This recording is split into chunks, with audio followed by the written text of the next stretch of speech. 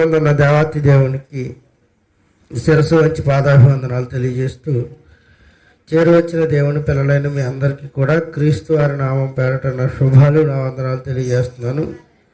ప్రియమైన దేవుని వారులెవరా, దేవుని యొక్క మహాకృప కనికరాలను బట్టి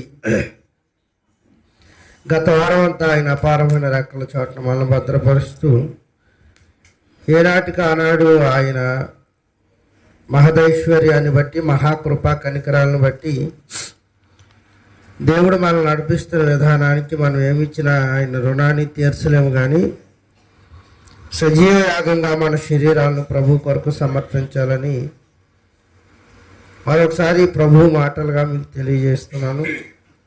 ప్రియులారా, యేసుక్రీస్తు వారు భూమి మీద 33.5 సంవత్సరాల జీవిత కాలాన్ని కొనసాగిస్తూ ఫ్యాన్ కట్టారు బాబు కొనసాగిస్తున్న ఈ 33.5 సంవత్సరాల తన జీవిత కాలంలో ఎన్నో ఆత్మలను ఆయన పట్టడం అనేది మనం చూస్తూ ఉంటాం.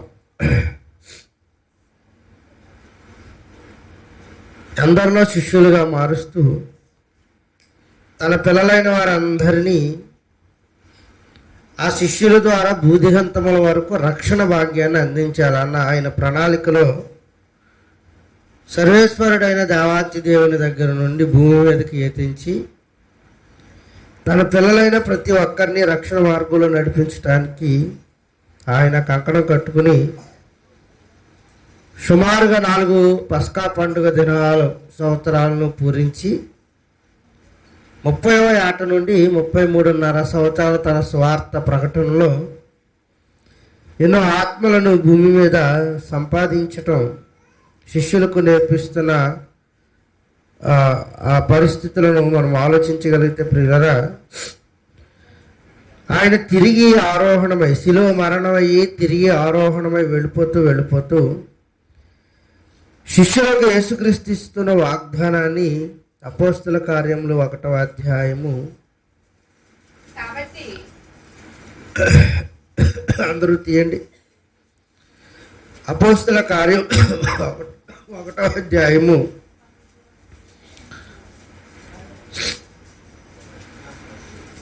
6వ వచనం నుండి చూద్దాం ప్రియులారా. కాబట్టి వారు కూడి వచ్చినప్పుడు, ప్రభువా, ఈ కాలమందు ఇశ్రాయేలీయులకు రాజ్యమును మరలా అనుగ్రహిస్తావా అని ఆయన అడుగగా, ఆయన కాలములను సమయములను తండ్రి తన స్వాధీనమందుంచుకుని ఉన్నాడు, వాటిని తెలుసుకొనుట మీ పని కాదు.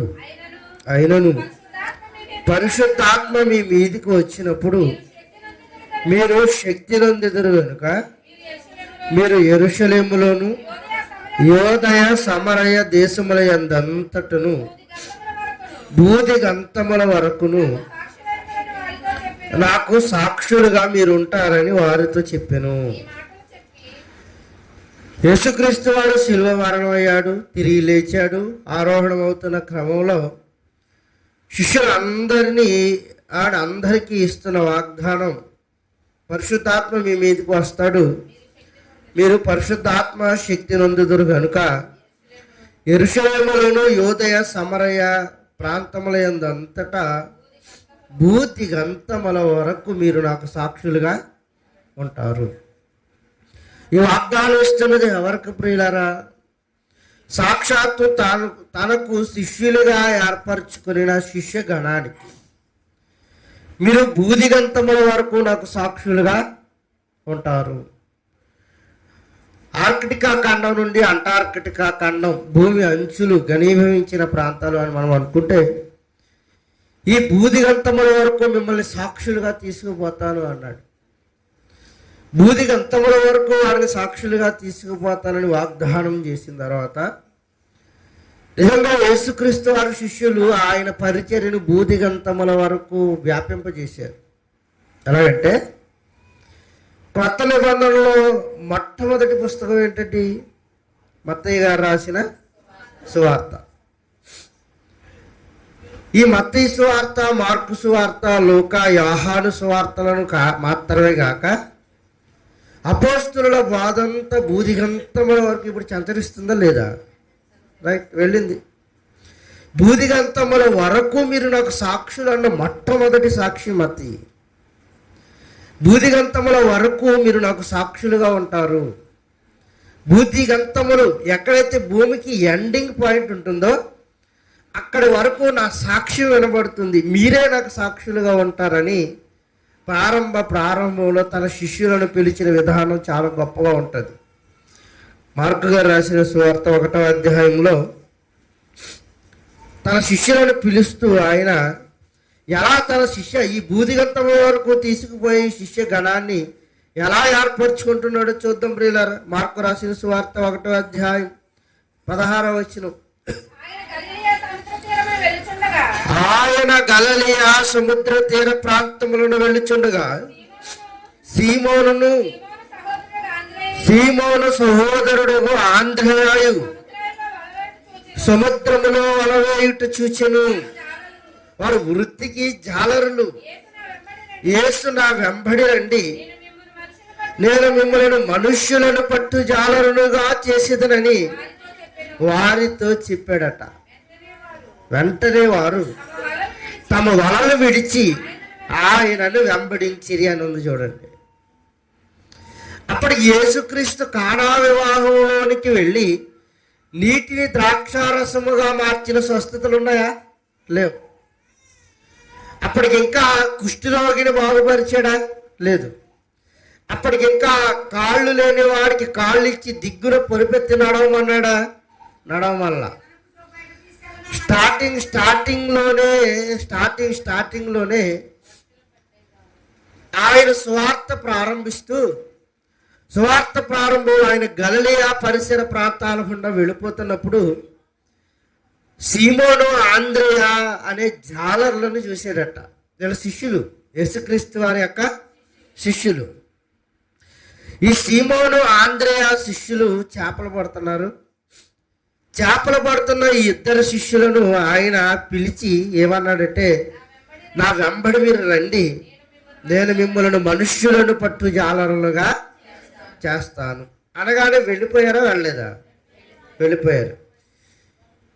వారు తమ వలలు విడిచి ఆయనను వెంబడించిరి అని ఉందండి. వారు తమ వలలు విడిచి ఆయనను వెంబడించిరి.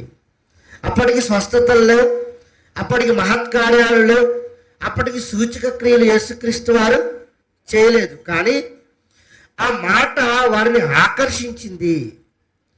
బైబిల్ గ్రంథంలో యేసు గురించి ఒక మాట అంటాడు, నా తండ్రి వాణిని ఆకర్షించితేనే గాని ఎవడును నా యొద్దకు రాడు.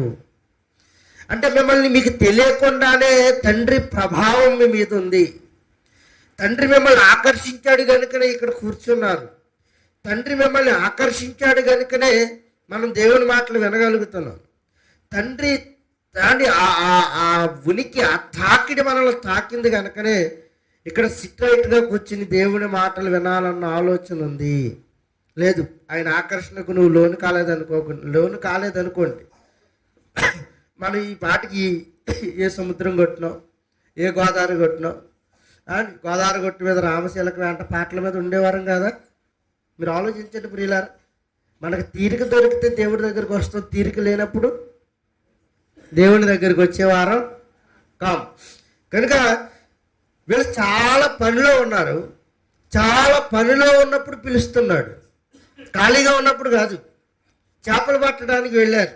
చేపలు పట్టాలా, ఇంటికి తీసుకువెళ్ళాలా, వాటిని సొమ్ము చేసుకోవాలా, సొమ్ము చేసుకున్న వాటితో కడుపు నింపుకోవాలా. ఇంత పని ఉంది వాళ్ళకి, చాలా పని ఉంది.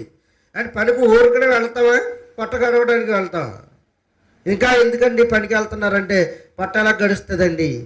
యాజ్ ఈజ్గా వారికి కూడా వారి చేపలు జాలర్లు కనుక వారి చేపలు పట్టకపోతే వారి కుటుంబ పోషణ కూడా సరిగ్గా ఉండదు. అయినా యేసు మీరు నా వెంబడి రండి అని పిలవగానేనట ఉన్న పనిని కాస్త విడిచిపెట్టారట. అని వెంటనే తమ వలలు విడిచిపెట్టి ఆయనను వెంబడించిపోయారు. మరి కుటుంబాన్ని ఎలా పోషిస్తారు? వారు ఏం తింటారు? వారు అప్పుడు ఎవడు కడతాడు? ఈ అన్ని ఆలోచనలు ఇక వారికి లేవు.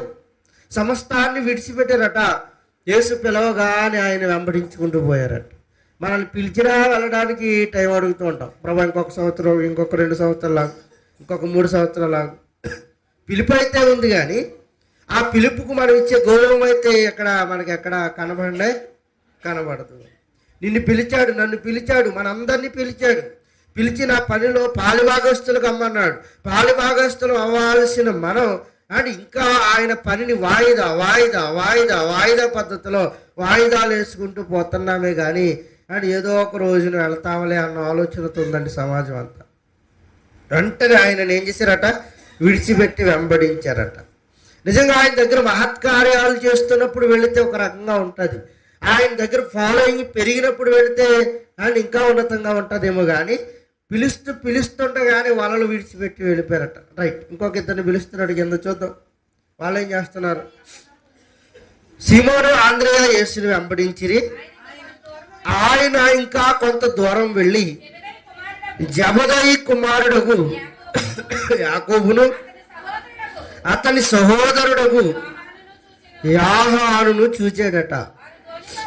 వారు దోణిలో ఉండి తమ వలలు బాగు చేసుకొని చుండిరి. అంటే వారు కూడా పనికి సిద్ధపాటు అవుతున్నారు. వెంటనే ఆయన వారిని పిలవగా వారు తమ తండ్రి అయిన జబదయిని దోణిలో జీతగాండ్రి వద్ద విడిచిపెట్టి ఆయనను వెంబడించి చూడండి. మరలా పిలిచాడు. ఈసారి ఎవరిని పిలిచాడు? ముందు పిలిచిన వారిని కాదు, ముందు పిలిచిన వారు ఆల్రెడీ ఆయనను వెంబడిస్తున్నారు. ఎవరు వారు? సీమోను, ఆంద్రేయ. రెండవసారి కొంత దూరం వెళ్ళిన తర్వాత మరిద్దరిని పిలుస్తున్నాడు.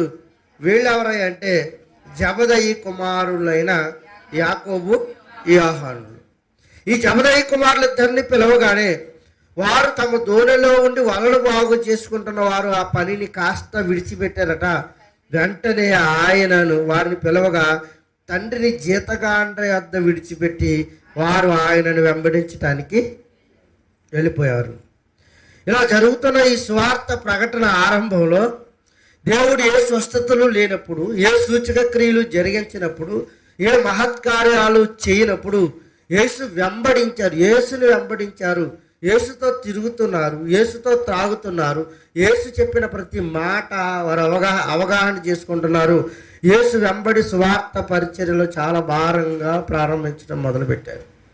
అప్పటికి బాప్తిస్మం ఇచ్చి యోహాను అంటున్నాడు, పరలోక రాజ్యం సమీపించింది, మీరు మారు మనసు పొంది తగిన ఫలాలను మీరు ఫలించండి అని అరణ్యంలో కేక వేసి ఒక శబ్దమైన యోహాను శబ్దం వినబడుతుంటే కొంతకాలానికి యోహాను మీద పగపట్టిన ఆ దుర్మార్గురాలు యోహాను తలగొట్టించి చెరసాలలో వేయించి తలగొట్టించిన తర్వాత ఇక యేసుక్రీస్తు వారు స్వార్థ ప్రకటన ఆరంభమైంది.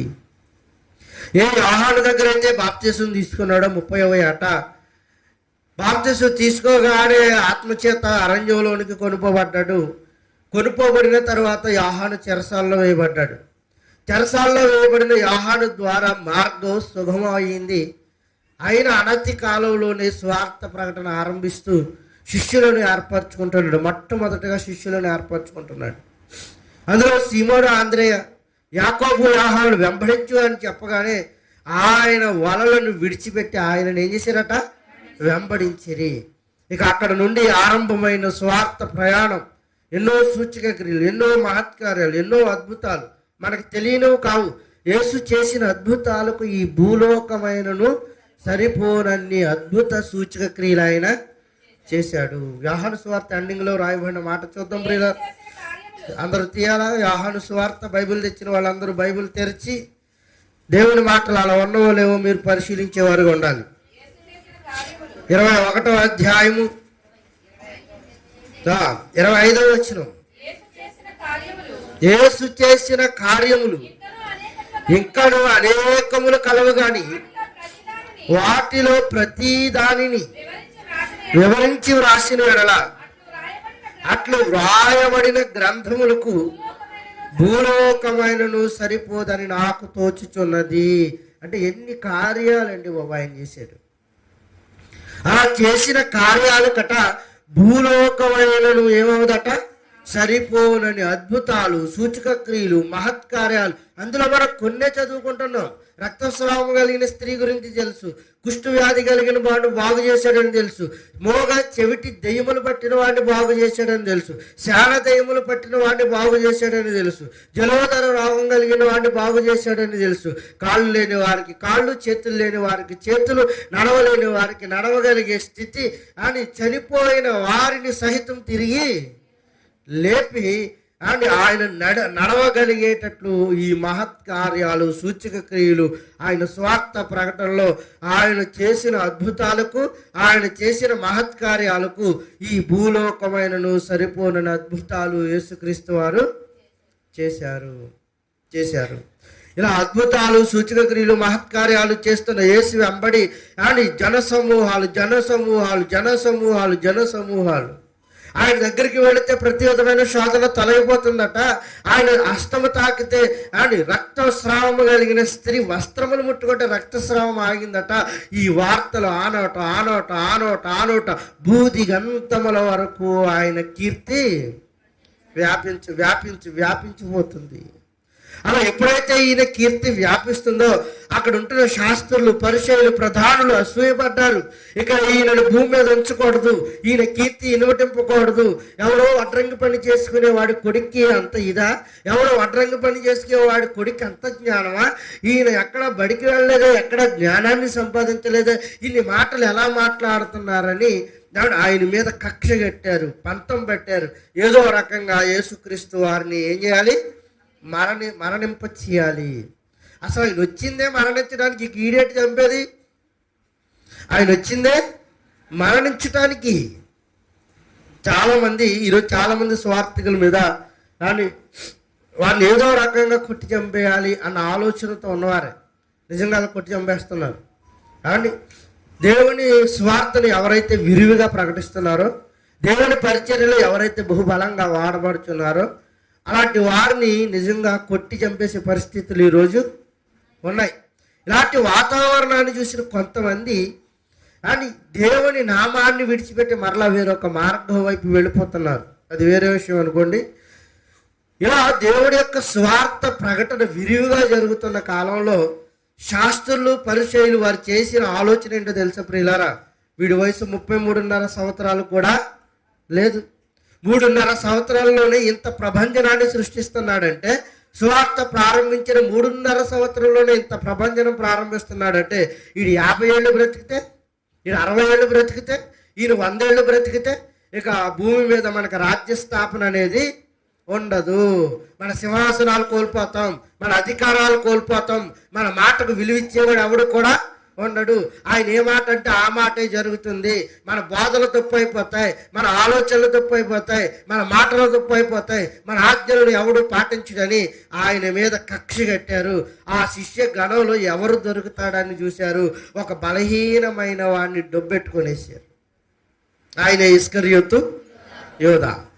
33 వెండి నాణాలకు ఆయనను కొని అమ్మి వేసిన తర్వాత వాడు సాధించి తెచ్చింది ఏమీ కూడా లేదు. మరి ఈ 33.5 వెండి నాణాలు తెచ్చిన తర్వాత ఆయన కూడా పట్టుకెళ్ళాడంటే అని అక్కడే పారవేసి ఉరి పెట్టుకుని చచ్చిపోయాడు అని బైబిల్లో ఉంది. అక్కడే పారవేశాడు. 33.5 వెండి నాణాలు ఆయన తీసుకుని పట్టుకెళ్ళలేదు. ఎందుకంటే ఇక్కడ నుండి ఏమీ తీసుకుని రాలేదు, ఇక్కడ నుండి ఏమీ తీసుకుని పోము అన్న యేసు మాటలు విన్నవాడు. దేవుని నమ్మితే ఎలా ఉంటుందో, దేవుని విడిచిపెడితే ఎలా ఉంటుందని యేసు మాటలు విన్నవాడు.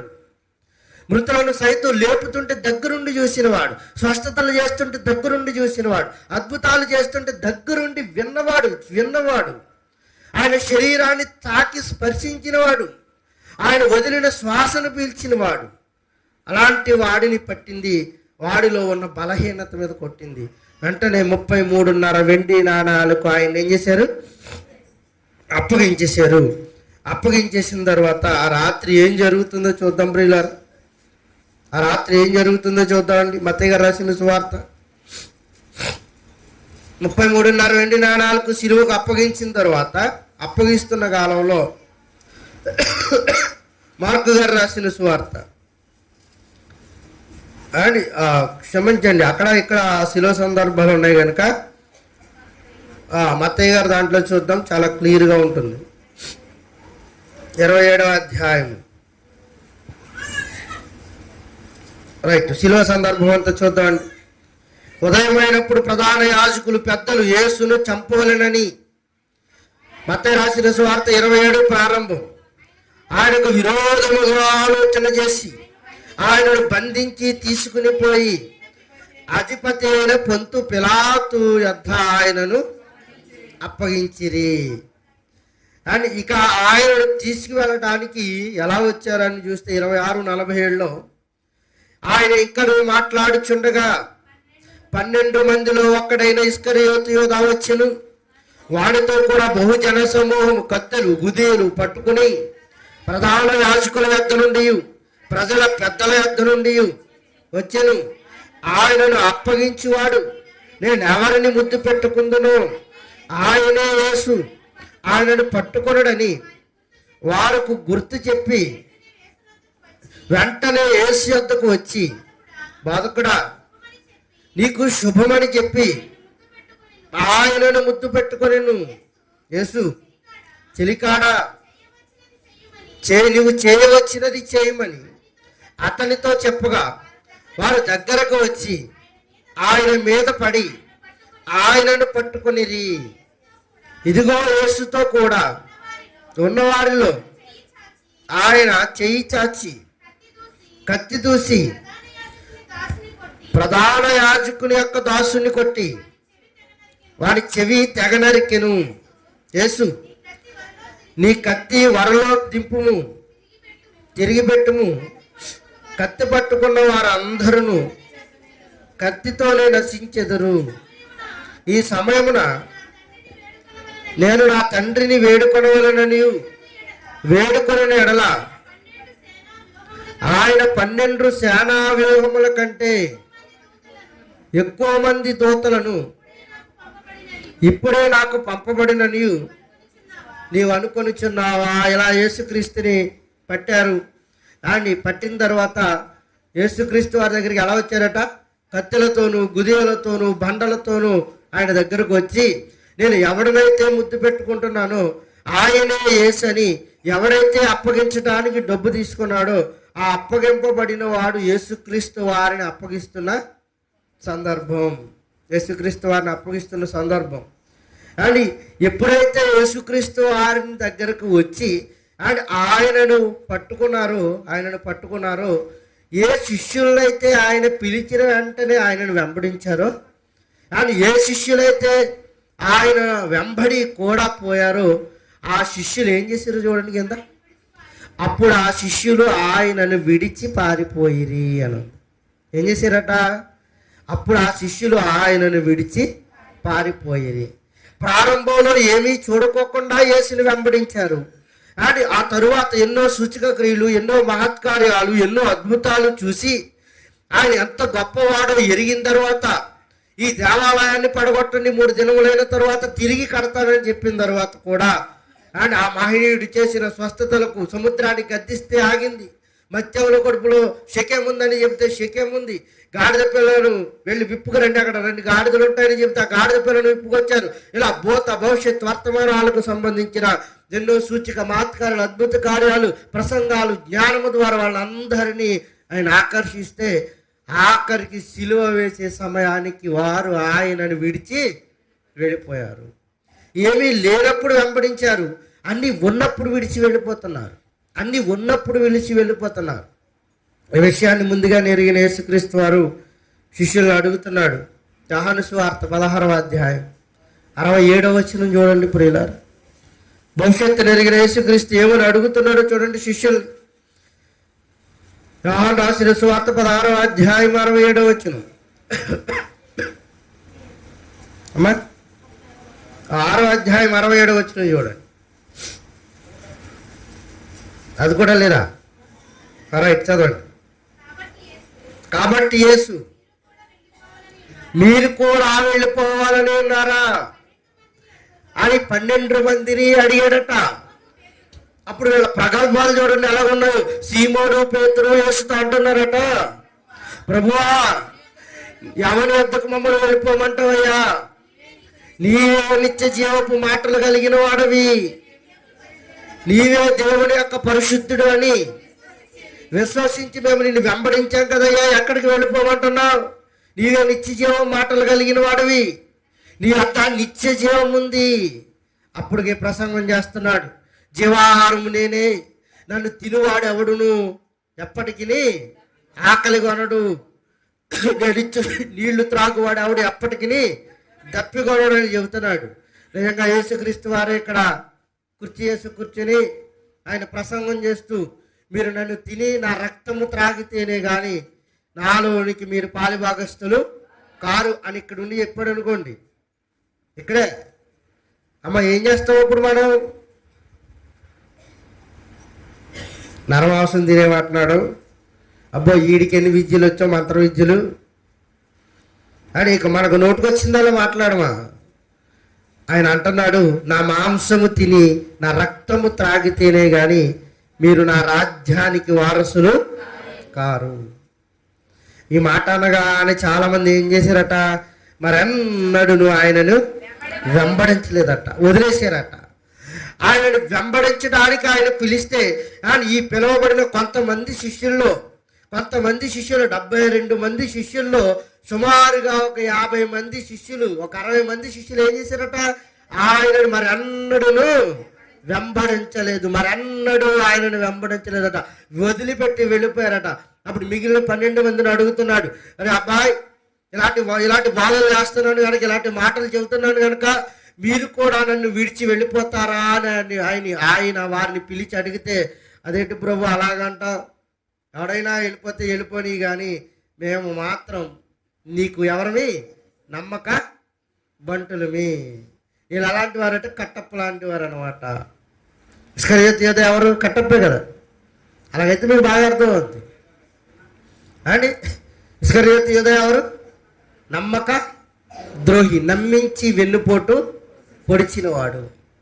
వాళ్ళు అంటున్నారంటే, ప్రభు ఎవరైనా వెళ్ళిపోతారేమో కానీ మేము మాత్రం వెళ్ళం, ఎవరైనా విడిచిపెడతారేమో కానీ మేము మాత్రం విడిచిపెట్టాం అన్న ఈ దౌర్భాగ్యులే యేసుక్రీస్తు వారు మళ్ళా శిలువ వేయడానికంటే ముందు పేతురుని పిలిచి అడుగుతున్నాడు, నాయన పేతురు, ఇదిగో నన్ను పట్టుకోవడానికి వస్తారయ్యా, నన్ను పట్టుకొని గుదులతో కత్తులతో బండలతో నన్ను పట్టుకుని వెళ్ళిపోతారు, నన్ను పట్టుకుని వెళ్ళిపోతున్నప్పుడు నీవు నన్ను వెంబడించగలవా అన్నాడు. అదేంటి ప్రభు అలాగంటావు, 100 అయినా 150 అయినా నేను నిన్ను మాత్రం విడిచిపెట్టను అన్నాడు. అన్న అనతి కాలంలోనే యేసును పట్టుకోవడానికి కత్తులతో గుదియులతో బండలతో వచ్చారు అండి. వారు ఆయనను ఏం చేశారట, విడిచి పారిపోయారు. వెంబడించారా, విడిచిపెట్టి వెళ్ళిపోయారు? విడిచి వెళ్ళిపోయారు. మరి అప్పటికే ఏమని మాట్లాడారు ప్రియులారా? అప్పటికి ఏమని మాట్లాడుతున్నారు, ఇదిగో వీడు కూడా యేసు గుంపులో ఒకడు, వీడు యేసుతో తిరగడం నేను చూశాను, వీడు యేసుతో భోజనం చేయడం చూశాను, యేసుతో వాక్యం ప్రకటించడం నేను చూశాను అని పేతురు గురించి అన్నప్పుడు, ఆ యేసు ఎవరు నేను ఎన్నడూను ఎరగనన్న దౌర్భాగ్యుడు కాడా పేతురు? అలాంటి వాడు కాడా? విడిచిపెట్టి వెళ్ళిపోలేదా ప్రియులారా? వెంబడించమంటే ఏమీ లేకోకుండానే వెంబడించిన శిష్యులు అండ్ వెంబడించిన తరువాత ఎన్నో అద్భుతాలు, సూచక్రియలు, మహత్కార్యాలు చేసినా కూడా ఆయన ఎవరో తెలియదని బొంకారు. ఆయన ఎవరో తెలియదని బొంకారు ప్రియులారా. ఆయన స్వజనులే ఆయనను ఏం చేశారట, సిలువ వేశారు. సిలువ వేయమని ఆఖరికి అందరి మాట ఒకటైపోయింది. అద్భుతాలు చేసిన వారు ఏమయ్యారు ప్రియులారా? సూచక క్రియలు పొందిన వారు ఏమయ్యారు? మహత్కార్యాలు చేసిన వారు ఏమయ్యారు? ఒక్కడికి నోరు పెగలలేదు. ఆయన సిలువ వేయొద్దని ఎవడు అరవల, ఆయనను సిలువకు బంధించకండి ఎవడు అరవల. ఆయనకు దేవుడి కుమారుడు, సాక్షాత్తు ఆయన దైవాంశ సంభూతుడు.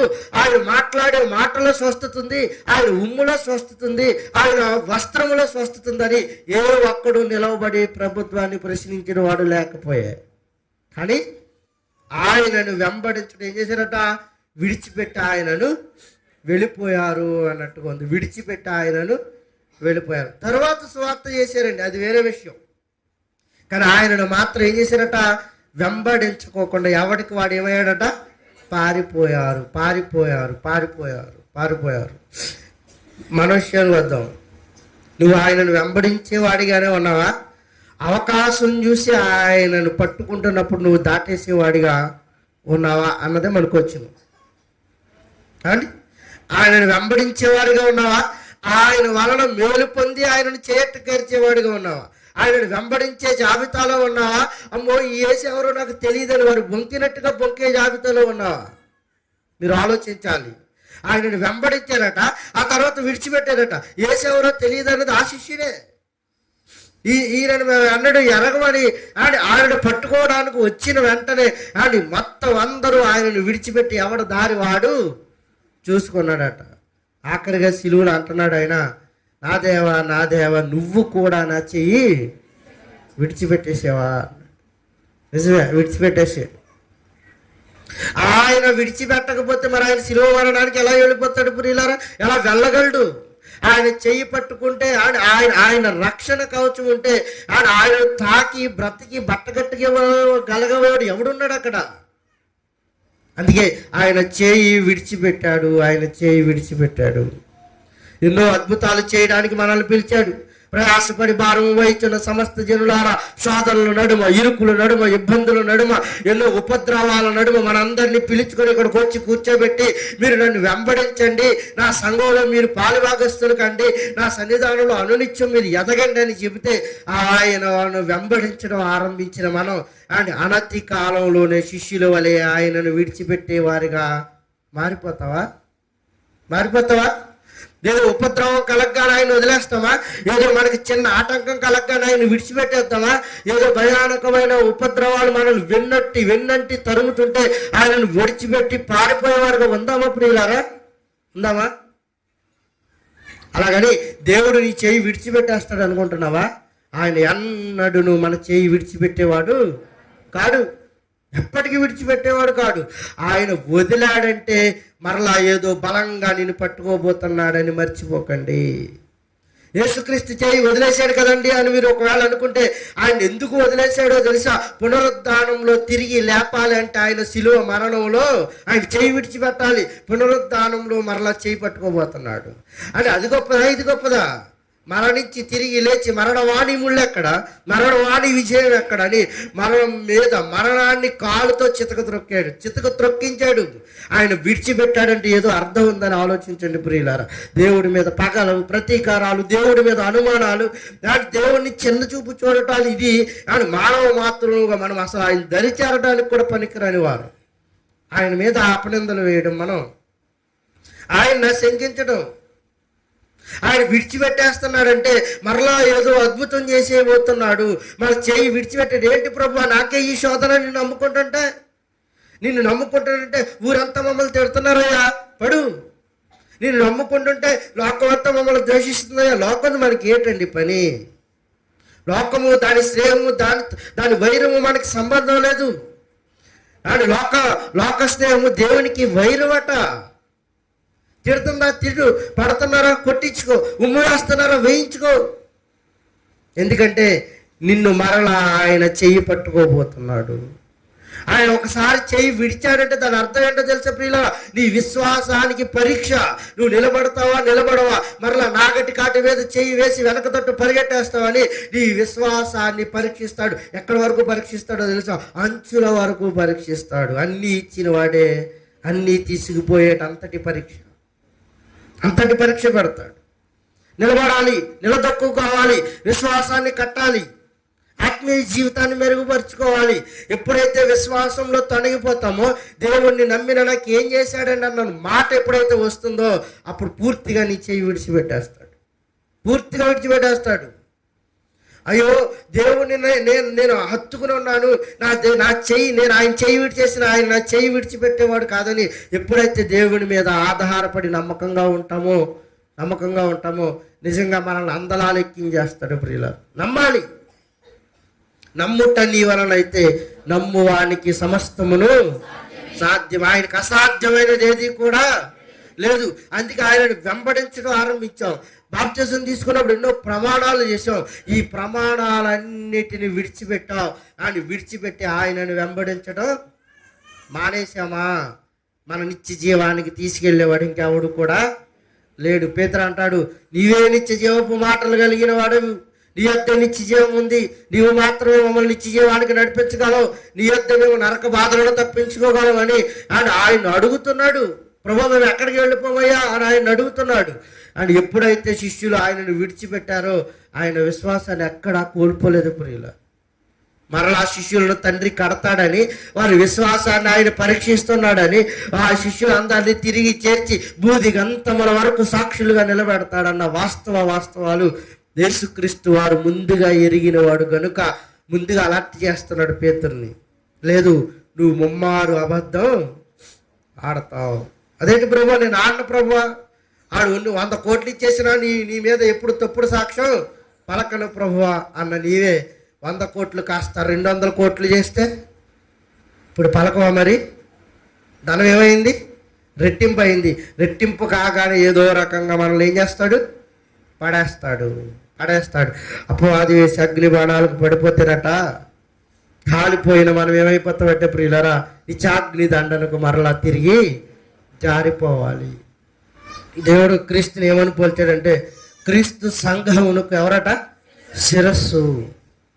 క్రీస్తు సంఘమునకు శిరస్సు అయితే పురుషుడు స్త్రీకి శిరస్సు.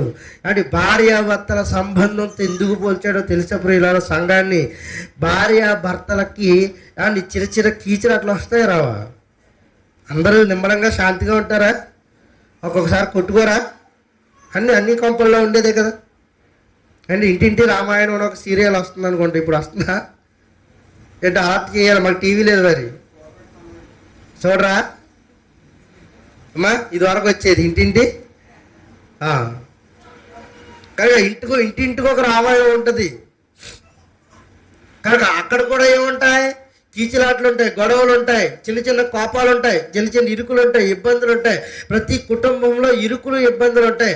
అలాగని వీడితో నాకు కాపురం చేయలేను, ఉల్లిపాయలు తెమ్మంటే తేడు, కూర తెమ్మంటే తేడు, బట్టలు కొనమంటే కొండు, ఎన్నో ఉంటాయి కదా. ఇక అన్నీ నా చేత మాట్లాడించుకొని చాలా వచ్చేస్తారు. మళ్ళీ మీరు హట్ అవుతారు. ఎందుకంటే ఇలాంటివి ఎన్నో ఉంటాయి. ఇలాంటివన్నీ ఉన్నప్పుడు కానీ నిజంగా అలా తిట్టుకుని మళ్ళీ ఆయనతో కాపురం చేస్తున్నావా, వదిలేస్తున్నావా? ఇక విడాకులు ఇచ్చేద్దాం, ఉల్లిపాయలు తెమ్మంటే తేడాని కారణాన్ని బట్టి విడాకులు తీసుకున్నారు ఎవరైనా? మరలా ఇన్ని గొడవలు ఉన్నా కానీ ఏదో ఒకటి అనుకుని ఏదో ఒకటి మూలుకుని మరలా భార్య భర్తలు ఇద్దరు కలిసి తమ సంసార జీవితాన్ని ముందుకు ఎలా తీసుకుపోతున్నారో సంఘంలో కూడా అలాగే ఉంటాయి. చిన్న చిరాకులు, చిన్న ఇరుకులు, చిన్న ఇబ్బందులు. నీకు ఆహారాన్ని కూర్చోబెట్టి బూరెలు అయిపోతే బూరేయలేదు కూడా ఇదో గొడవ. ఈ మధ్య కొన్ని సంఘాలు ఉంటాయి. సంఘాలు పెద్దలు ఉంటారు. పెద్దలకు మళ్ళీ రాజకీయాలు ఉంటాయి. అక్కడ సంఘ పెద్దలకి ఏముంటాయి? రాజకీయాలు ఉంటాయి. ఎందుకంటే అక్కడ ఓట్లు వేసి తగ్గిస్తారు చాలామందిని. ఎలక్షన్ ఉంటుంది అక్కడ. రైట్, నువ్వు మా ఓడికి వేసి ఓట్లు నేను మీ ఓడికి వేసేస్తాను, నువ్వేమో మా కొలపోడికి వేసి మీ కొలపోడికి వేసేస్తానని ఇలా కొన్ని సెక్షన్స్ ఉంటాయి. ట్రెజరీలని, సెక్రటరీలని చాలా ఉంటాయి. అని ఇలా ఎలక్షన్స్కి తగ్గిన తర్వాత ఈ అయ్యగారికి పైన స్టేజ్ మీద కూర్చేసి ఈయన యాగేసేవాడు కింద ఉన్నవాడితో పడలేం. ఆయన యాగేసి నన్ను ఏం చేయలేదు, కేకేలేదు. వాళ్ళ అమ్మాయికి పెన్ను ఇచ్చాడు, మా అమ్మాయికి పెన్సిల్ ఇవ్వలేదు అని ఒక గొడవ కాదు. మీరు సంఘాలు పండుగల్లో చూడండి, ఏ పండగ సరిగ్గా జరగనివ్వరు. మనకి ప్రభు కృపను బట్టి అలాంటి గొడవలు లేవనుకోండి, ఇది వేరే విషయం. అండ్ ఏ పండగ సరిగ్గా జరగనివ్వరు. మా అమ్మాయి ఎదరొచ్చి కూర్చున్న దాన్ని ఇక్కడ లిగా అన్నాడంటే అవడం, అది గొడవే. చూసారా, ఆమె చీర ఎవడో తొక్కినా గొడవ. ఇరుకులో మరి ఏం చేస్తాం? ఏ పొరపాటు ఏదో ఒకటి తగులుతుంది. ఈవిడ మంచి చీర కట్టుకొస్తే ఆవిడ వారుస్తుంది, ఆవిడ మంచి చీర కట్టుకొస్తే ఈవిడ వార్చదు. ఈవిడ పూలు ఎక్కువ పెట్టుకొస్తే ఆవిడ వార్చదు, ఈవిడ పూలు ఎక్కువ పెట్టుకొస్తే ఈవిడ వార్చదు. ఈవిడ చెవిరింగులు పెద్ద ఎడితే ఈవిడికి నచ్చదు, ఆవిడ చిన్న ఎడితే ఆవిడికి నచ్చదు. ఇలా కొట్టుకు చచ్చిపోతున్నారు. కొట్టుకునే ఇలాంటి గొడవల నడుమ సంఘాన్ని మీరు ఎలా ఉండాలన్నాడు? భార్యాభర్తల వలె మీరు ఉండండి. అందుకు పోల్చాడు సంఘాన్ని. చిన్న గొడవలు వస్తాయి. అలాగని జీవము గల దేవుణ్ణి విడిచిపోవునట్టి దుష్ట హృదయం మీలో ఉందేమో అని మీరు ఏం చేయండి? జాగ్రత్తగా చూసుకోండి. ఏప్రిల్కు రాసిన పత్రిక 3వ అధ్యాయం 12వ వచనాన్ని చూద్దాం ప్రియులారా. ఎంత మంచి మాటలు. ఏప్రిల్కు రాసిన పత్రిక 3వ అధ్యాయము 12వ వచనం. సహోదరులారా, జీవము గల దేవుణ్ణి విడిచిపోవునట్టి విశ్వాసము లేని ఏలేవేట విశ్వాసము లేని, ఇక వీడితో కాపురం చేయలేను అనేది విశ్వాసం లేని తనం. విశ్వాసము లేని దుష్ట హృదయము మీలో ఎవరికైనా ఉండునేమో అని మిమ్మల్ని గూర్చి మీరేం చేయండి, జాగ్రత్త పడండి. శిష్యులు యేసుక్రీస్తుని పట్టుకుంటాకు వచ్చినప్పుడు శిష్యులు విడిచిపెట్టి వెళ్ళిపోయినట్టుగా యేసుని విడిచిపెట్టి వెళ్ళిపోవాలని ఎప్పుడైనా నీకు ఆలోచన వస్తుందా? మా ఊళ్ళందరూ ఇలా వెళ్ళిపోయారు, నేను కూడా అలా వెళ్ళిపోతాను, ఇదిగో మా ఆయన నమ్ముకోవట్లేదు, నేను కూడా నమ్ముకోను, మా పిల్లలు నా మాట అనట్లేదు, నేను కూడా అక్కడికే పోతానని ఇలాంటి పనికి వాళ్ళ లాజిక్లు మాట్లాడి దేవుణ్ణి విడిచిపెట్టేసి దుష్ట దుష్ట దుష్ట హృదయం అన్నాడు. అంటే అప్పటికే నిన్ను వాడు ఏం చేశాడు, ఆవహించాడు. జీవము గల దేవుణ్ణి విడిచిపెట్టేయాలన్న ఆలోచన, దుష్ట హృదయం మీలో ఉందేమో అని మీరేం చేయండి, జాగ్రత్త పడండి. యేసుని శిష్యులు వెంబడించిన విధానం గొప్పది, విడిచిపెట్టి వేసిన విధానం చాలా చెడ్డది. దేవుని హత్తుకున్న విధానం, ప్రారంభంలో నువ్వు హత్తుకున్న విధానం చాలా ఉన్నతమైంది. రాను రాను రాను రాను నీ విశ్వాస జీవితం సన్నగిల్లిపోతుంది. అప్పుడు గంటల తరబడి చేసిన ప్రార్థన ఇప్పుడు ఏమైందండి? అప్పుడు గంటల తరబడి చేస్తున్న ఆరాధన ఇప్పుడు ఏమైంది ప్రియులారా? అప్పుడు నోరు తెరిచి దేవుని కొరకు గొంతెత్తి పాడిన ఈ గొంతుగా ఇప్పుడు పెకలదే. ఏమైంది ఈ సమాజానికి అన్నప్పుడు అని? ఒకవైపు పొగ, ఒకవైపు నుసి వాడే దుష్టుడు. వాడు ఏం చేశాడు? సమాజాన్ని ఆవహించాడు. ఏమైంది? నగరానికి నేట వస్తుందా? ఏమైంది ఈ సంఘానికంటే? వాడు దుష్టుడు ఆవహించాడు. ఎలాగ ఆవహించాడంటే ప్రార్థనా బలం లేదు, సంఘ ఐక్యత లేదు, చిన్నదానికి గొడవలు, పెద్దదానికి గొడవలు. అండ్ ఈవిడ చీర తొక్కితే ఆమె గొడవ, ఆమె నక్కలి చెట్టుకు వస్తే ఈమెతో పడలేం, ఈ నక్కలి చెట్టుకు వస్తే ఆమెతో పడలేం. పోనీ వెళ్ళిన తర్వాత భార్య దానికి వాళ్ళ మొగుడు ఏం పని చేస్తున్నాడు, లక్రీస్ కొనేసి నువ్వు కొన్నావా అని మళ్ళీ ఇదో గొడవ ఇంట్లో. ఉగుతో పోదు కనుక ఇది లంకాదహనం అయిపోయినట్టుగా మొత్తం సంఘం అంతా వ్యాపింపజేసేస్తారు. అలాంటి పరిస్థితుల్లో జీవము గల దేవుణ్ణి మనం ఏం చేయాలనుకుంటామో తెలుసా ప్రియులారా? ఇంకా సంఘానికి నేను వెళ్ళకూడదు అనుకున్నావా, నేను పూర్తిగా మింగేసాడని అర్థం అండి. ఎప్పుడైతే నీకు ఈ థాట్ వచ్చిందో, ఈ థాట్ ఆరంభం అయిందో, వాడు నిన్ను ఆవహించి మింగేశాడు. అప్పుడు దేవుని ఆరాధించాలన్న మనసు ఏమైపోయింది? చిన్న చిన్న విషయాలు కూడా సర్దుకుపోయిన మనసు ఏమైంది? పెద్ద అని ఉపద్రవాలు కూడా ఎదుర్కొని నిలబడి ప్రార్థనలతో గెలిచిన ఆ ప్రార్థన బలం ఏమైపోయింది అంటే దుష్టుడు మనల్ని ఆవహించాడంటే జీవము కలిగే దేవుణ్ణి సహితం ఏం చేస్తాం తెలుసా? విడిచిపెట్టి వెళ్ళిపోవాలనిపిస్తుంది. అలా విడిచిపెట్టి వెళ్ళిపోయిన వారి అని సాక్ష్యాలు కోకొల్లగా ఉన్నాయి. అయ్యో నా జీవితంలో ఎన్నో శోధనలు, ఇరుకులు, ఇబ్బందులు, ఎన్ని ప్రార్థనలు చేసినా దేవుడు పట్టించుకోలేదండి నన్ను అని విడిచిపెట్టి వెళ్ళిపోకు సుమా. ఓర్పు కలిగి ఉండు. విడిచిపెట్టి వెళ్ళిపోలేదు. అయ్యో నా జీవితం ఇంత అల్లకొల్లం అయిపోయినా దేవుడు ఇన్వాల్వ్ అవటం లేదేంటని నీ జీవితం కొరకు నువ్వు ప్రయాసపడాల్సిన అవసరం లేదు. సహనం కలిగి ఉండు. ఎందుకంటే దేవుడు నిన్ను పరీక్షిస్తున్నాడు. ఇప్పుడు చెయ్యి విడిచిపెట్టాడంటే రాబోయే కాలంలో నీకు ఉన్నత వైభవపేతమైన జీవితాన్ని ఇవ్వబోతున్నాడని అర్థం ప్రియుల. యేసుక్రీస్తు నా దేవా నా చెయ్యి ఇంటికి విడిచిపెట్టావంటే తండ్రి వాగ్దానం ఇచ్చి సెలవిస్తున్నాడు, నాయన తిరిగి నిన్ను సజీవునిగా మృతుల్లో నుండి తిరిగి లేపుతాను, 3వ దినాన తిరిగి సజీవుడై అండ్ మరణాన్ని జయించి పునరుద్ధానుడయ్యాడు. మరలా తిరిగి సజీవుడిగా ఆయన లేచాడు. నీ జీవితం కూడా ముళ్ళబాటని ఇబ్బంది పడుతున్నావేమో, నీ జీవితంలో కూడా శోధనలు, ఇరుకులు, ఇక ఇవి గట్టెక్కించేవాడు లేడని నువ్వు వాపోతున్నావేమో. వద్దు, విశ్వాసం కలిగి ఉండు, నమ్మకం కలిగి ఉండు. దేవుడు నిన్ను పరీక్షిస్తున్నాడు. ఆఖరి దశలోనైనా ఆయన చేయి అందిస్తాడు. ఆయన చేయి అందించిన తర్వాత యేసు ఏమయ్యాడో తెలుసా ప్రియులారా? ప్రతి వాని మోకాలు యేసునామాన్న వంగాలి, ప్రతి వాని నాలుక యేసును స్తుతించాలి, ప్రతివాడు ఆయన యేసుక్రీస్తు నామాన్ని స్మరణము చేయాలి. భూదిగంతముల వరకు ఆయన రాజ్య వ్యాప్తి జరిగిపోయింది. నిన్ను చేదరించుకున్న వారే నీ కాళ్ళ మీద పడే రోజులు వస్తాయి. కాకపోతే ఓపిక కలిగి ఉండాలి, సహనం కలిగి ఉండాలి. ఓర్పు ఏం చేస్తుందట? గొప్ప ద్రోహ కార్యములు జరగకోకుండా కాపాడుతుంది అని ఉంది బైబిల్. నిన్ను ఎవరైతే అవమానించారో వారి చేత నీకు పూదండ వేయిస్తాడు. ఎవరైతే నిన్ను చేదరించుకున్నారో, నిషేధించబడిన రాయిగా నీవు ఉన్నావా, అయితే నీవే వారి తలకు మూల రాయిగా మారిపోయే రోజులు వస్తాయి. ఓపిక కలిగి ఉండు. దేవుడు మనల్ని విడిచిపెట్టే దేవుడు కాడు. ఆయన అన్నటికీ విడిచిపెట్టకండి ప్రియులారా.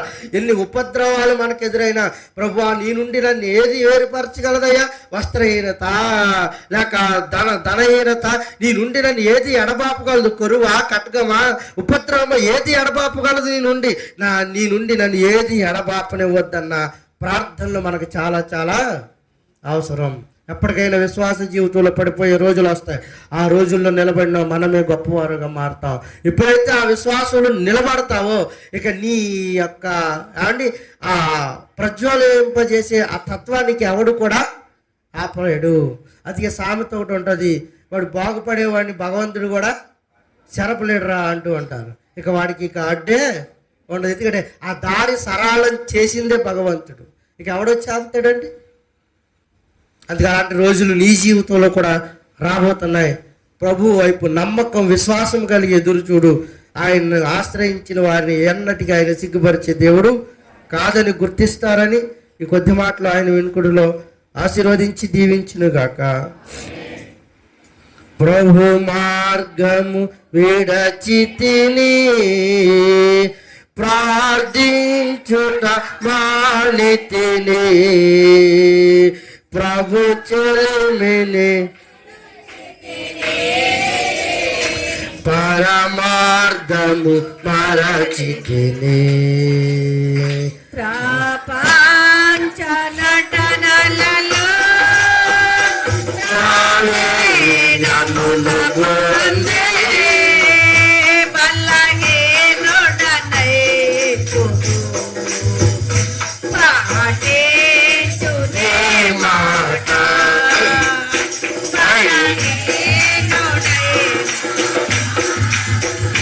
నడు సాంతముల దేవా, నవ జీవన మార్గముగా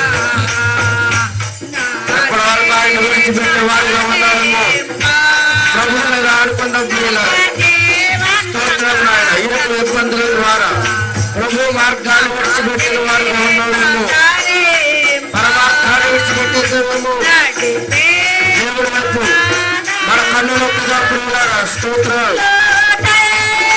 జలములలో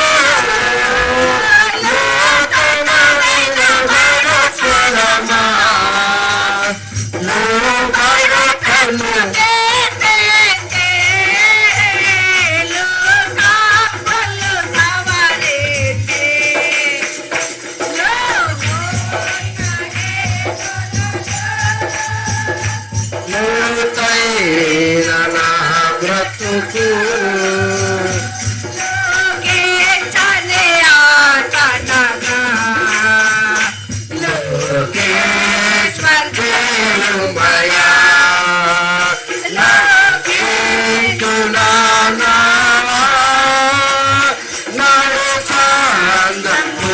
దేవా, నవ జీవన మార్గము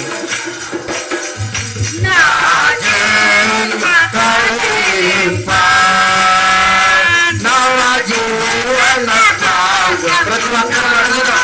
మన జీవితాన్ని మన జీవితాన్ని కలిగిన శక్తి కలిగిన ప్రతి ఒక్కరు కూడా ఆవిడ నా జీవిత నా ప్రజములా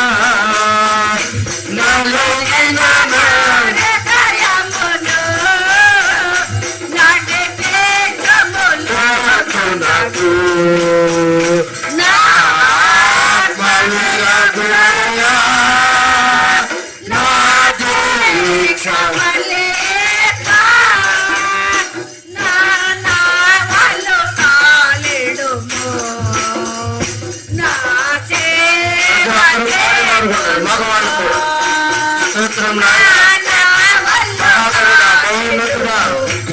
పిల్లలైన వారు ప్రార్థిస్తున్నా, మనస్ఫూర్తిగా ఆరాధిస్తూ ప్రతివాని హృదయాన్ని తట్టి మాట్లాడండి. ప్రతివాని హృదయం మెత్తని చెవులు అడుగుతున్నాడు. విశ్వాసము విడిచిపోయినట్టు మనస్సు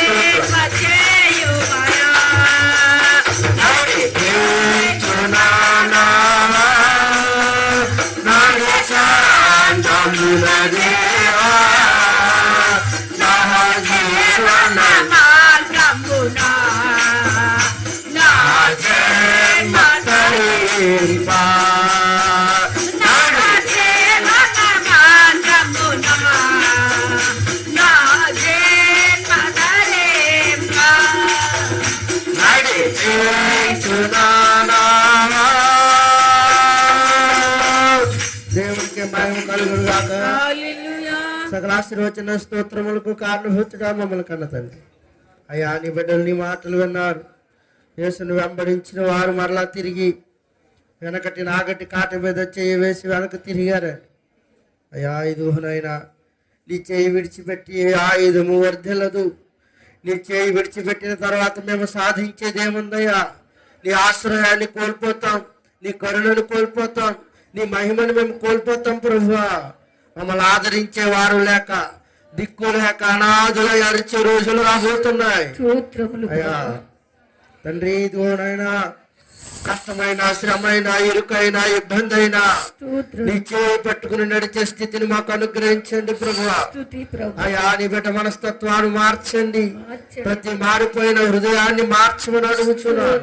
నిన్ను విడిచిపెట్టేయాలన్న ఆలోచన హృదయంలో కొట్టుమిట్టాడుతుందో, దేవుడు నా వైపు చూడడు, నా మొర ఆలకించడని ఎవరైతే ఆలోచిస్తున్నారో, ఏ బిడ్డలో అయితే ఈ చెడు తలంపు అపవాది పుట్టిస్తుందో ప్రతి విధమైన చెడు తలంపును తీసివేయమని అడుగుచున్నాను. జీవము గల దేవుని గట్టిగా చేతబట్టాలని, ఇదిగోనైనా జీవము కలిగిన దేవుని విడిచిపెట్టిపోకూడదని, ఇదిగోనైనా మాకు ఆధారం నీవే, మాకు ఆశ్రయం నీవే, మా కొండ నీవే, మా కోట నీవే దేవా. ఇదిగోనైనా ఆశ్రయించే దేవా, విధమైన మా అందరి ఆశీర్వాదాలతో నింపండి. నీ శరణు తెచ్చి ఉన్నారు. అయ్యా మరణమైన, చావైనా, ఇరుకైనా, ఇబ్బంది అయినా, ఒకవేళ వేషధారుల వల్ల మేము నీ దగ్గర వాగ్దానం చేస్తున్నాము. మానవ వేషధారుల జీవితాలు తీసివేయి ప్రభు. మానవుడు నా వేషధారులను తొలగించుకున్నాడు. మనపూర్వకమైన స్థుతి కావాలి, మనపూర్వకమైన ఆరాధన కావాలి, మనపూర్వకమైన ఒప్పుకోలు కావాలి, మనపూర్వకమైన స్థుతి ఆరాధన కావాలి. అలాంటి ఆరాధన అర్పణ మీరు స్వీకరించమని అడుగుతున్నారైనా. ఇదివరైనా శిష్యులు అన్ని ఉన్నప్పుడు, ఇదివరైనా ఏమీ లేనప్పుడు నిన్ను వెంబడించారు, అన్ని ఉన్నప్పుడు నిన్ను విడిచిపెట్టి వెళ్ళిపోయారయ్యా. దేవా, అట్ల రీతిగా మా మనసులో నేను నిందిస్తున్నామేమో, నేను ఇదిగోనైనా కించపరుస్తున్నామేమో, నేను అవహేళన చేస్తున్నామేమో, ఆ దేవుళ్ళకి వెళ్తే మీకేం జరుగుతుందని ప్రశ్నిస్తున్నారేమో, ఆ దేవుడిని ఆశ్రయిస్తే మీకేం కలుగుతుందని ప్రశ్నిస్తున్నారేమో. నా దేవుడు ఏమిచ్చినా ఏమి ఇవ్వకపోయినా యెహోషువ అంటున్నాడు, నేను నా ఇంటి వారిని యెహోవాను మాత్రమే సేవిస్తాను. అలాంటి నిర్ణయాలు నీ పిల్లలు కలిగించండి.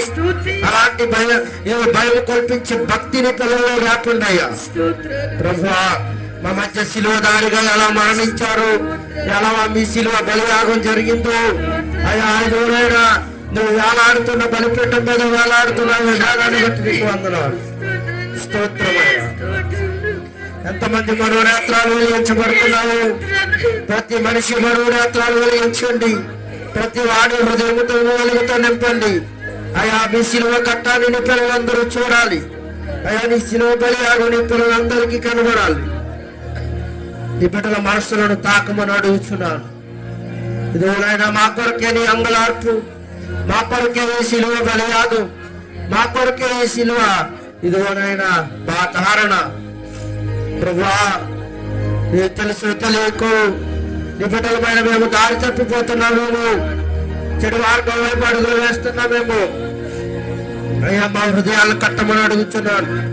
ఎన్నో ఇరుకులు, ఎన్నో శోధనలు, ఎన్నో ఇబ్బందులు, అలాంటి పరిస్థితుల్లో ప్రభు మార్గాన్ని విడిచిపెట్టామేమో. అయ్యా, ఇప్పుడైనా నీ మీద నమ్మకం కలిగి, ఇప్పుడైనా నీ మీద విశ్వాసము కలిగి నా అన్నవారి నీ బిడ్డలను హత్తుకునే రోజులు కలిగించమని అడుగుతున్నాను. ఎవరైతే ద్వేషిస్తున్నారో వాళ్ళ హృదయాల్లో మార్పు కలిగించండి. వారి జీవితాలతో మీరు మాట్లాడండి. ప్రభు, దయార్థ హృదయం కలిగిన జీవితాలు రావాలి. ప్రభు, ఒకరికి ప్రేమ కలిగిన జీవితాలు రావాలి. ఇదిగోనైనా నిందలు ప్రీతి అండగా మార్చే దేవుడవు నీవు. అవమానానికి ప్రతిగా ప్రభు రెట్టింపు ఘనతనిచ్చే దేవుడవు నీవు. అట్టి దేవుడు నేను ఆశ్రయించానని ఆ విశ్వాసాన్ని కడ వరకు చెత్తబట్టుకునే భాగ్యాన్ని నీ బిడ్డలకు అందించండి. అయ్యా, అందరూ బలహీనులు ఉన్నారు. బలహీనులు అందరినీ మీ చేతులకు అప్పగిస్తున్నాను. పేరు పేరు వరుసల వారిని ఆశీర్వదించండి. ప్రతి బలహీనత నామములో విడుదల కలిగించమని అడుగుతున్నాను. ఇదిగో బహుమానాల కొరకు ఎదురు చూస్తున్న వారు ఉన్నారయ్యా, వారికి చక్కటి బహుమానాలు ఎదురు కలిగించండి. ఇదిగో గర్భఫలము యెహోవా ఇచ్చు బహుమానం అని, ఇదిగో నువ్వు ఇస్తేనే ఏదైనా జరిగేది. ప్రభు, ఆ గర్భదోషాలను తీసివేయండి. వారిలో ఉంటున్న సమస్త చెడు కల్మషాలను తీసివేయండి. వివాహాల కొరకు ఎదురు చూస్తున్న బిడ్డలున్నారు. వైవాహిక జీవితాలు సిద్ధపాటు చేయండి. నూతనంగా జతపరచబడిన బిడ్డలు ఉన్నారు. వారి వైవాహిక జీవితాలను ఆశీర్వదించండి. భార్య ఎడల భర్త, భర్త ఎడల భార్య ఎలా అనుకోగలిగి జీవించాలో బిడ్డలకు నేర్పించండి. అయ్యా, బాలింతలు ఉన్నారు. ఇదిగోనైనా గర్భిణీ స్త్రీలు ఉన్నారు. చిన్నపిల్లలు ఇదిగో కలిగిన తల్లులు ఉన్నారు. బిడ్డలందరిని ఆశీర్వదించండి, దీవించండి. ఫలభరితమైన జీవితాలు బిడ్డలకు అందించండి. అయ్యా, ఇదిగోనైనా వారు చేస్తున్న వ్యాపారాలు ఆశీర్వదించండి. వారు చేసుకుంటున్న ఉద్యోగాలు ఆశీర్వదించండి. వారు చేసుకుంటున్న పరిపాట్లను ఆశీర్వదించండి. వారు చేసుకుంటున్న దినసరి కూలీలను ఆశీర్వదించండి. ఈ జీవజలధారల బిడ్డల్లో ప్రారంభం చేయండి. అయ్యా, అలసిపోతున్నారు, సలసిపోతున్నారు, సొమ్మసిల్లిపోతున్నారు. మీ జీవజలధారలతో ప్రతి బిడ్డను ఎత్తి పట్టుకోండి. అయ్యా, ఇదిగోనైనా గల్ఫ్ దేశాలను బిడ్డలు చేతులకు అప్పగిస్తున్నాను. ప్రార్థించమని అడిగి ఉన్నారయ్యా. ఆ బిడ్డల రాత జీవితాన్ని ఇదిగోనైనా మీ చేతులకు అప్పగిస్తున్నాను. చక్కటి పని దొరకక రోధిస్తున్న బిడ్డలు ఉన్నారు. అక్కడ ఇదిగోనైనా అనారోగ్య పరిస్థితుల్లో కొట్టుమిట్టాడుతున్న బిడ్డలు ఉన్నారు. బిడ్డలందరినీ నీ చేతులకు అప్పగిస్తున్నాను. ఈ మధ్యాహ్న కాల సమయంలో బిడ్డలందరినీ దర్శించండి. వారికి నా అన్నవారు ఆదరణ కలిగించేవారు ఉంటారయ్యా.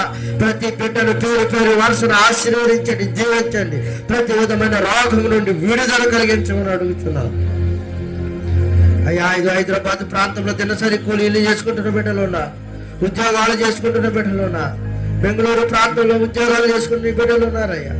ఆశీర్వదించండి, బలపరచండి దేవా. ఇదిగో నిన్ను హత్తుకునే భాగ్యాన్ని నీ బిడ్డలకు అనుగ్రహించండి. నా దేవుడు ఏదైనా చేయడానికి సమర్థుడని, నా దేవుడిని విడిచిపెడితే నాకు ఆధారం లేదని, మనుషులను నమ్ముకుంటే ఆధారం లేదయా, అధికారులు నమ్ముకుంటే ఆధారం లేదయా, యెహోవాను ఆశ్రయించండి మీకు మేలు జరుగుతుందని నీ పిల్లలకు చెబుతున్నాను. ఎవరి ఎడల ఏ మేలును దాచుంచావు ప్రభు, ఆ మేలును నీ బిడ్డల హృదయాలు తృప్తిపరచండి దేవా. ఇదిగోనైనా ఇదిగో అనేక రోగులు ప్రార్థించబడి కుటుంబ సమస్యలతో కొట్టుమిట్టాడుతున్న బిడ్డలు ఉన్నారయ్యా. దూర ప్రాంతాల నుండి వస్తున్నారు. దూర ప్రాంతాల నుండి ప్రార్థించమని నీ బిడ్డలందరినీ నీ చేతులు అప్పగిస్తున్నారు. ఇదిగో నన్ను బిడ్డలను ఆశీర్వదించండి. ఆ కుటుంబ కలహాలు తీసివేయండి. కుటుంబంలో సఖ్యత, శాంతి, సమాధానాలు వసకమని అడుగుతున్నాను. ఆర్థిక ఇబ్బందులతో బాధపడుతున్న వారిని మీ చేతులకు అప్పగిస్తున్నారు.